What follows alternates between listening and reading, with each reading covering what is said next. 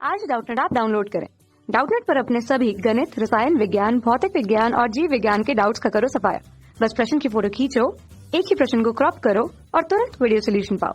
अभी डाउनलोड करें। नमस्कार।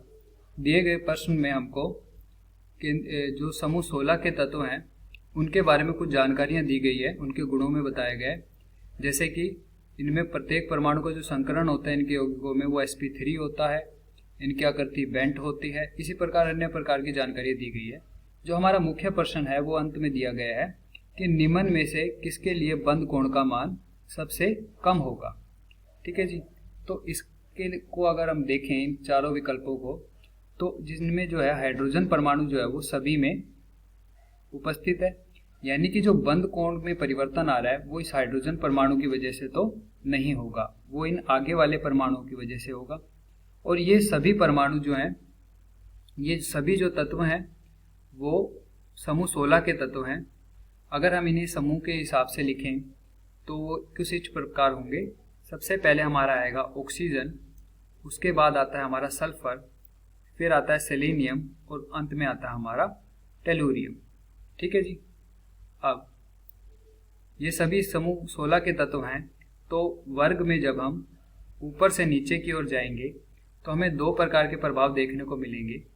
पहला तो जो परमाणु का आकार है, जो परमाणु का आकार है वो बढ़ जाएगा, और दूसरा हमारे जो परमाणु हैं उनकी विद्युत ऋणता जो है, उनकी जो विद्युत ऋणता है उसका मान कम हो जाएगा। अब ये दोनों प्रभाव जो हैं बंद कोण को प्रभावित करते हैं। देखिए किस प्रकार। देखिए हमारे पास यहाँ पर संरचना अगर हम बनाएं इन सभी की तो कुछ इस प्रकार होगी। सबसे पहले हम जल की संरचना बनाते हैं H2O, तो वो कुछ इस प्रकार होगी। यहाँ पर एकाकी इलेक्ट्रॉन युग्म होंगे। ठीक है जी। और ये जो आकृति है वो कैसी है, V आकृति जैसी है। इसके बाद आएगा सल्फर, उसके जो कक्षक होंगे एकाकी इलेक्ट्रॉन युग्म वाले वो थोड़े बड़े होंगे।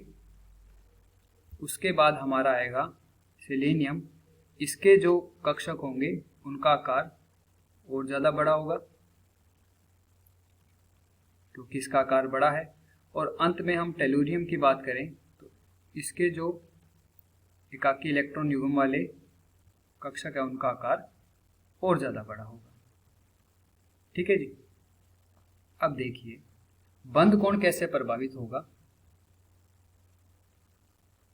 ये एकाकी इलेक्ट्रॉन युग्म इन बंद के इलेक्ट्रॉनों को, जो कि बंधी इलेक्ट्रॉन है, इनको प्रतिकर्षित करते हैं।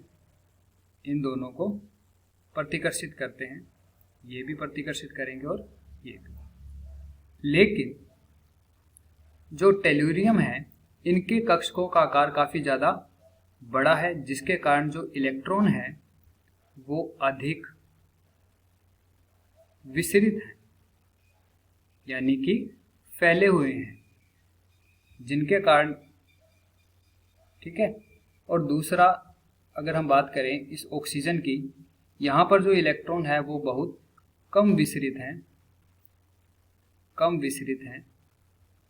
ठीक है। अब इसके कम विसरित होने के कारण जो ये बंद होगा, जो बंद होगा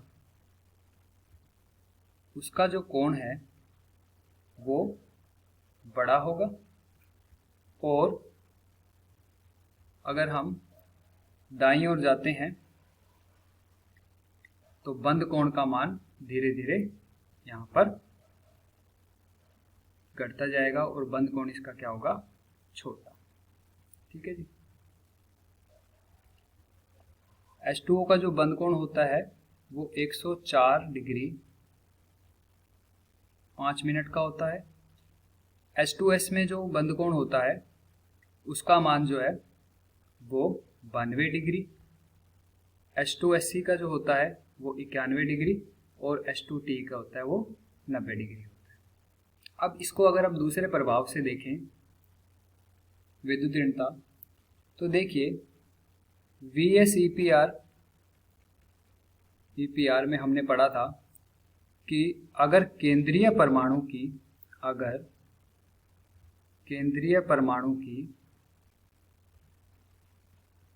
विद्युत ऋणता बढ़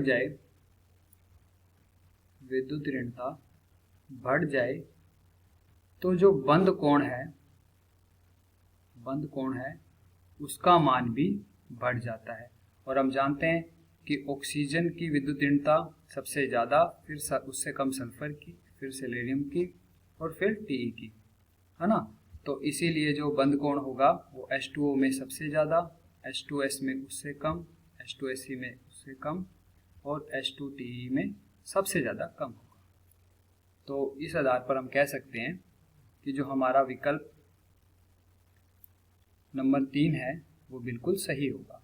सबसे कम बंद कोण हमारे पास किसका आएगा? H2T का। धन्यवाद। कक्षा 6 से 12वीं से लेकर नीट, IIT, JEE वो एडवांस के लेवल तक 1 करोड़ से ज्यादा छात्रों का भरोसा। आज ही डाउनलोड करें डाउटनेट ऐप या व्हाट्सएप करें अपने सारे डाउट्स 8400 400 400 पर।